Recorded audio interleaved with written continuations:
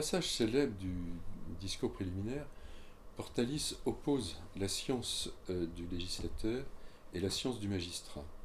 La science du législateur est de rechercher en chaque matière les principes les plus favorables au bien commun. La science du magistrat est de les mettre en action.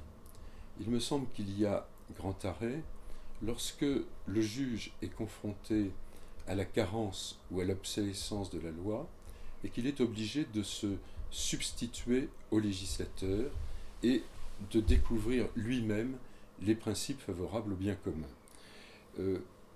Plus le principe structure en profondeur notre droit civil, plus l'arrêt est grand. Et à quoi il faut ajouter la durée. Un grand arrêt est un arrêt pérenne.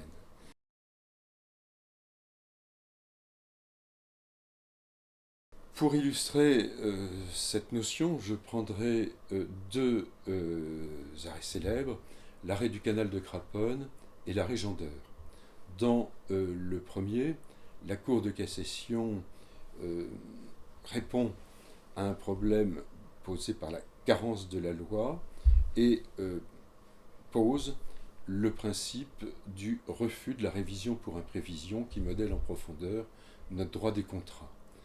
Dans le second, la Cour de cassation traite un problème d'obsolescence de la loi et, pour y remédier, pose le principe de la responsabilité générale du fait des choses qui structure en profondeur notre droit de la responsabilité civile délictuelle. Ces arrêts ont été rendus respectivement en 1876 et 1930. C'est dire qu'ils constituent notre droit positif depuis respectivement 139 et 85 ans.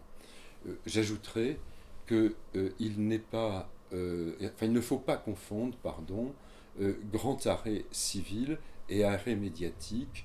L'arrêt Perruche est à mon sens un arrêt médiatique, ça n'est pas un grand arrêt civil.